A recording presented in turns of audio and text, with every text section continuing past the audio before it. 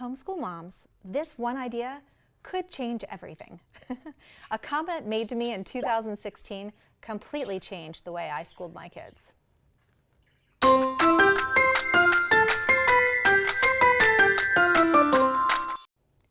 So here's how it happened. I sat in a plastic chair passing an hour with my friends as we sat watching our kids on the indoor swim team. My friend excitedly mentioned to me how her daughter, her 7th grade daughter, had been chosen for the prestigious Ben Carson Scholarship. I thought that sounded great. So I thought my motivated daughters should apply for the Ben Carson Scholarship. So the next morning early, I looked on my computer with my hot tea in hand and searched for how to apply for the scholarship. It's a great program. However, I couldn't find anything on how homeschoolers could apply. I found a phone number and picked up the phone. The lady on the phone was polite and listened to me as I quickly explained to her how my daughter had been selected for National Memory Master Competition and how they really excelled in academics, and how I couldn't find a way to apply for homeschooled kids. And she explained to me, well, homeschoolers aren't eligible for this application. I panicked and started explaining to her how, gosh, my kids have volunteered hours, countless hours every summer helping inner city children learn how to swim. And there was silence on the phone and a pause. And here's what I'll never forget her saying to me. She said, "Ma'am, there is no way for us to compare homeschooled students to private and public school students." I didn't know what to say. My mouth literally hung open in shock, and I was not sure what to think. I could have the smartest, most motivated, most accomplished kids in the world, and yet they weren't eligible for this scholarship because they didn't fit the mold. They weren't comparable. So I took a week, angry with this answer. I watched my 3 kids so talented in so many different ways, and I prayed and talked with my friend and finally calmed down a little bit. And we decided together that we needed to be extremely intentional with what we did and to plan ahead. Being smart was not enough. Doing enough cool stuff was not enough. Being great human beings was not enough. My kids needed to look familiar to college applications and scholarship applications and allow them to compare my kids to the other kids who were applying. So the high school map was born in my head.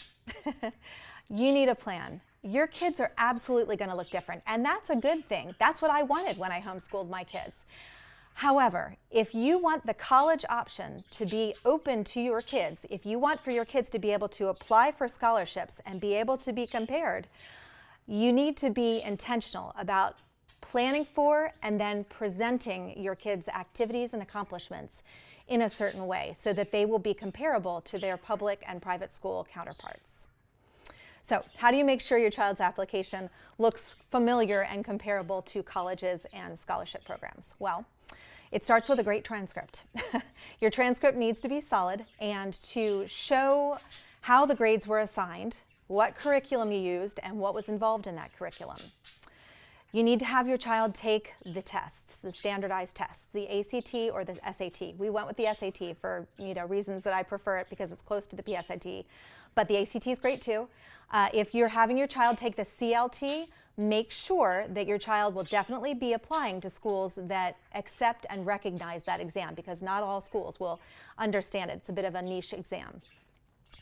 Also keep a record of all volunteer work and regular work that your child has done and be able to present that in either a table format or a resume format, but keep good records on that. Beginning in 8th grade, encourage your child to pursue activities that will relate to their eventual career goals. Have them shadow someone in the community that does something like that and have it documented. Have them take a class at a community college that relates to the field that they might want to pursue.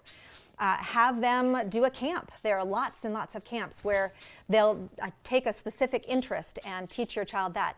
These are things that you can use to build your child's resume, so when it comes time to apply for colleges and competitive scholarships, they will look comparable to the other kids who are applying, which is what the awarding people need to see. For very specific and practical tips, consider taking my class, the high school map. It's brand new. There's a link in the notes below. I lead you step by step on how to present your child and how to plan your activities so that you will look comparable to the other students who are applying.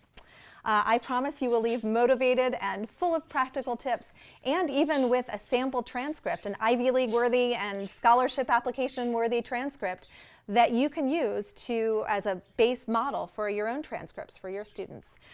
Every high school map will be different because every child is different, and that's a good thing.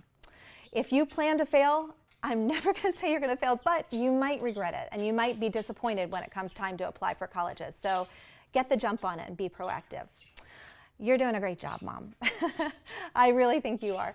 And I'm totally rooting for you. So go grab a sheet of paper, start your planning right now. If you do need some help, consider the course, the high school map, in the notes below. And I'm CC Happy Mom. Hopefully this has been a help to you today, and I look forward to talking with you soon.